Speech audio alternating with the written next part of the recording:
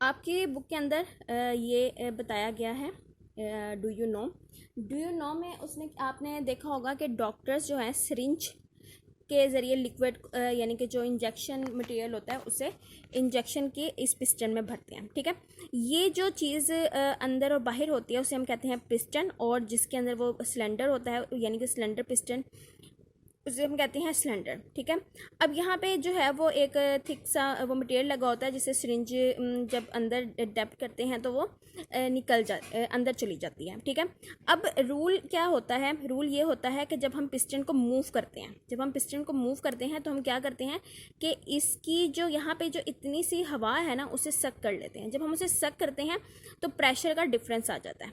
तो प्रेशर का जब डिफरेंस आता है तो जैसे जैसे हम पिस्टन पीछे की तरफ खींचते जाते हैं, प्रेशर डिफरेंस की वजह से लिक्विड जो है सिरिंज के अंदर जो छोटा सा माइनर सा होल होता है उसके ज़रिए नीडल के थ्रू पिस्टन के अंदर भर जाता है। ठीक है, और इसी रूल के तहत हम जो है ह्यूमन बॉडी के अंदर या जिसे भी हम वो इंजेक्शन दे रहे हैं वो लगाते हैं।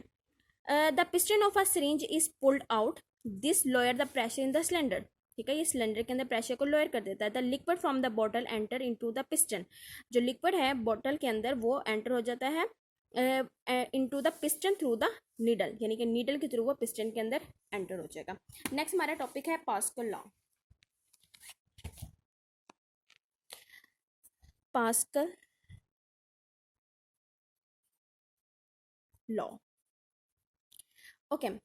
पास्कल लॉ बहुत सिंपल है। वो कहता है कि प्रेशर जब अप्लाइड किया जाता है, प्रेशर जब अप्लाइड किया जाता है एट एनी पॉइंट किसी भी पॉइंट पे ऑफ अ लिक्विड, किसी लिक्विड के, ठीक है, इनक्लोज्ड, शर्त क्या रखी है उसने कि वो जो लिक्विड है वो क्लोज्ड हो इन अ कंटेनर, किसी कंटेनर के अंदर। ठीक है, तो इट ट्रांसमिटेड, ठीक है, इज ट्रांसमिटेड कि वो ट्रांसमिट कर देता है without loss of to all other part of the liquid, other part of the liquid. ठीक है, this is a very important. ये क्या है, पास्कल लॉ है। पास्कल लॉ क्या कहता है कि जब प्रेशर हमारे पास एक लिक्विड जो है क्लोज जो है कंटेनर के अंदर है, जब हम उसके ऊपर एक फोर्स किसी भी पॉइंट पे उसके ऊपर फोर्स लगाते हैं तो वो बगैर उसे लॉस किए हुए, यानी कि उस प्रेशर को लॉस किए हुए उसे दूसरी तरफ ट्रांसमिट कर देगा। ओके, अब उसने एग्जाम्पल क्या दिया, उसने कहा है कि फॉर एग्जाम्पल हमारे पास एक क्लोज कंटेनर है। ठीक है, यहाँ पे पिस्टन लगा हुआ है। ठीक है, और इसके अंदर लिक्विड फिल है। जब इस पिस्टन पी के ऊपर एक प्रेशर फोर्स लगाई जाती है, प्रेशर लगाया जाता है, तो जो क्या कहते हैं प्रेशर है वो इस पूरे पॉइंट पर जाके इक्वली ही जो है वो पुश करेगा पिस्टन की तरफ से। जितना पुश हुआ है पूरा का पूरा प्रेशर फोर्स है एग्जर्ट करेगा प्रेशर वो वाटर के अंदर इन ऑल डायरेक्शन। ठीक है, ये नहीं होगा कि प्रेशर इस तरफ मूव कर गया या उस तरफ मूव कर गया, no, pressure always be transmitted in all direction without any loss if the जो क्या कहते हैं लिक्विड जो है इनक्लोज है इन अ कंटेनर के अंदर। ठीक है, now we read it out. An external force applied on the surface of the liquid increase the liquid pressure at the surface of the liquid। वो क्या कहते हैं कि जब एक्सटर्नल फोर्स अप्लाइड की जाती है किसी सरफेस के ऊपर तो जो है क्या कहते हैं liquid increase the liquid pressure, liquid जो है प्रेशर इंक्रीज करता है सरफेस ऑफ द लिक्विड पे।